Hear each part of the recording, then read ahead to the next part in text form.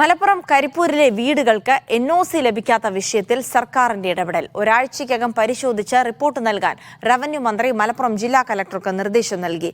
വിമാനത്താവള വികസനത്തിന് ഭൂമി വിട്ടുകൊടുത്ത കുടുംബങ്ങൾ അനുഭവിക്കുന്ന പ്രതിസന്ധി മീഡിയ വൺ റിപ്പോർട്ട് ചെയ്തിരുന്നു. Media one impact. സാജിദ അജ്മലുണ്ട് വിവരങ്ങൾ നൽകാനായി. സാജിദ, ഈ കരിപ്പൂരിലെ വിമാനത്താവളത്തിന് സമീപത്തെ വീടുകൾക്കാണ് എൻഒസി ലഭിക്കാത്തൊരു സാഹചര്യം ഉണ്ടായിരുന്നത്. എന്തായാലും സർക്കാർ ഇപ്പോൾ ഈ വിഷയത്തിൽ ഇടപെട്ടിരിക്കുന്നു എന്നുള്ളതാണ്. ഒരാഴ്ചയ്ക്കകം പരിശോധിച്ച് റിപ്പോർട്ട് നൽകാൻ മന്ത്രി നിർദ്ദേശം നൽകിയിരിക്കുന്നു എന്നുള്ളതാണ്. വളരെ ആശ്വാസകരമായ, ഈ കുടുംബങ്ങളെ സംബന്ധിച്ചിടത്തോളം വളരെ പ്രതീക്ഷാനിർഭരമായ ഇടപെടൽ തന്നെയാണല്ലേ?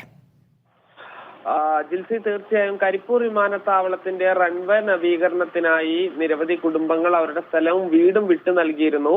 ഇവരുടെ വീടുകളെല്ലാം തന്നെ പൊളിച്ചു മാറ്റുന്ന പ്രക്രിയകൾ തുടങ്ങി. എന്നാൽ ഈ നഷ്ടപരിഹാരം ലഭിച്ച തുക കൊണ്ട് പുതിയൊരു സ്ഥലം വാങ്ങുകയും അവിടെ വീട് വെക്കാൻ ശ്രമിക്കുമ്പോഴാണ് അതിന് അനുമതി ലഭിക്കാത്ത പ്രശ്നം വരുന്നത്. പല കുടുംബങ്ങളും ഈ വീടിന്റെ തറയുടെ നിർമ്മാണം കഴിഞ്ഞു, പക്ഷേ പിന്നീട് ഈ വീട് നിർമ്മാണം പുരോഗമിക്കാൻ കഴിയാത്തൊരു സാഹചര്യം ഉണ്ടായിരുന്നു. ഈ കൊണ്ടോട്ടി നഗരസഭയ്ക്ക് ഇവർക്ക് ഈ പെർമിറ്റ് നൽകണമെങ്കിൽ വിമാനത്താവളത്തിൽ നിന്നും എൻഒസി വാങ്ങണം എന്ന ഒരു നിർദ്ദേശമാണ് ലഭിച്ചത്. ഇതോടെ നിരവധി കുടുംബങ്ങൾ പ്രതിസന്ധിയിലായിരുന്നു.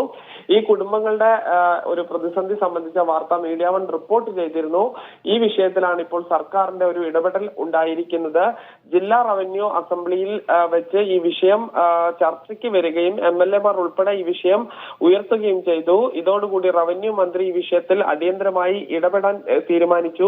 ഒരാഴ്ചയ്ക്കുള്ളിൽ തന്നെ ഈ അന്വേഷിച്ച് റിപ്പോർട്ട് നൽകാനാണ് മലപ്പുറം ജില്ലാ കളക്ടറോട് റവന്യൂ മന്ത്രി നിർദ്ദേശം നൽകിയിരിക്കുന്നത്. ഇതിന്റെ അടിസ്ഥാനത്തിൽ ജില്ലാ കളക്ടർ കൊണ്ടോട്ടി തഹസിൽദാറോടും അതുപോലെ തന്നെ ലാൻഡ് അക്വിസിഷൻ വിഭാഗത്തോടും റിപ്പോർട്ട് ആവശ്യപ്പെട്ടിട്ടുണ്ട്. അത്രയും വേഗത്തിൽ ഈ പ്രശ്നം പരിഹരിക്കാനുള്ളൊരു ശ്രമമാണ് ഇപ്പോൾ നടക്കുന്നത്.